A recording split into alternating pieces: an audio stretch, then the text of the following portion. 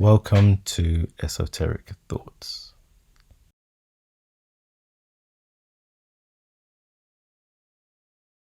Considering the significance of this woman, the life of arguably the most famous mother is poorly documented. Composed in Greek around 150 AD, the Apocryphal Gospel of James, otherwise known as the Protevangelium of James. The Gospel of the birth of Mary, composed in the 3rd century, and the Gospel of Pseudo-Matthew around 600 AD, are 3 books rejected from the Common Bible, which give slightly different accounts of Mary's birth, childhood, and adolescence. This video will focus on the Gospel of James. You'll see that not only is the story somewhat strange and full of contradictions, but the reuse of the same symbolic numbers throughout the Bible is used in this story. The story starts with Mary's parents, Anna and Joachim, a wealthy, generous, and childless couple. One day, the high priest rejects Joachim from giving offerings, as he had no children. So Joachim went to the wilderness and fasted for 40 days and nights, praying to God for a child. During this time, his wife Anna, who is barren, prays in her garden at 3 o'clock one afternoon, also asking God for a child. Immediately an angel appears and says, "Anna, Anna, the Lord hath heard thy prayer. Thou shalt conceive and bring forth, and thy progeny shall be spoken of in all the world." Anna vows to dedicate her child to God. 2 more angels appear to Anna, telling her that her husband was approaching, for he too had an angel appear to him, telling him his wife was to conceive. Joachim sacrifices some lambs, calves and goats for the priests, elders, and the people in the village to celebrate this news. 9 months later, Anna has the miraculous birth of Mary. At 9 months old, she walks 9 steps, at which point Anna constructs a special sanctuary in her house to keep Mary safe from being defiled. At 1 year old, her father Joachim presented her to the priests. At 3 years old, her parents bring her to live in the Jerusalem temple, where she was fed by the hand of angels, and she lives there for the next 9 years. At age 12, the priest determined that she should leave the temple out of fear that her imminent monthly cycle will contaminate the sacred space. An angel appeared to the priest Zacharias and said, "Go forth and call together all the widowers among the people, and let every one of them bring his rod, and he by whom the Lord shall show a sign shall be the husband of Mary." The priest summoned all the widowers of Israel. Joseph attends, and the sign was given when the dove flew out of Joseph's rod, landing on his head. And the priest said, "Joseph, thou art the person chosen to take the virgin of the Lord, to keep her for him." But Joseph refused, saying, "I am an old man and have children, but she is young, and I fear lest I should appear ridiculous in Israel." For fear of being punished by God, Joseph takes Mary home and departs almost immediately for work far away, leaving Mary all alone. The priests call her back, as they need 7 virgins to make a veil for the temple. As she works, an angel visits Mary and delivers the news that she will conceive by the Holy Ghost, and to call the child's name Jesus.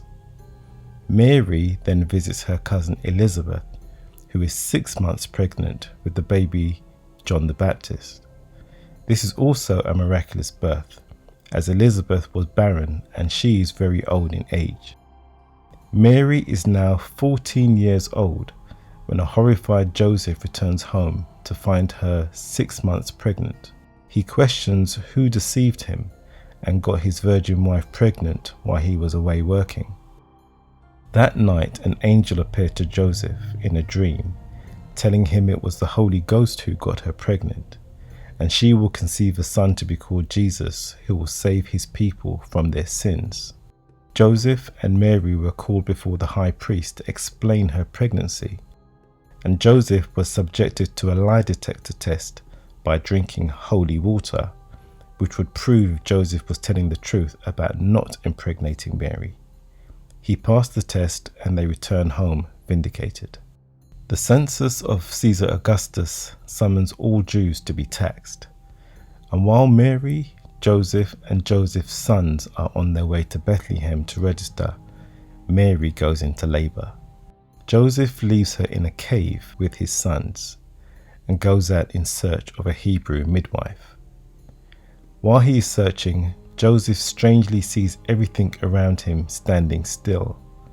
Time stops, birds stop in mid-air, people freeze motionless.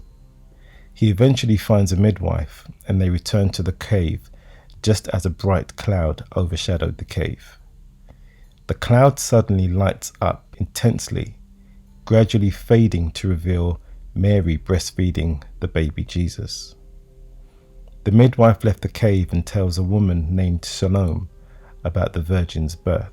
Salome does not believe the story and enters the cave in search of proof. She examines the Virgin Mary, and her hand promptly withers up, nearly falling off. An angel appears and instructs her to pick up Jesus.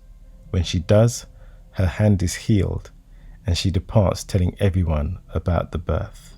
Some wise men follow a star to Bethlehem, asking for baby Jesus, the King of the Jews, so that they could worship him.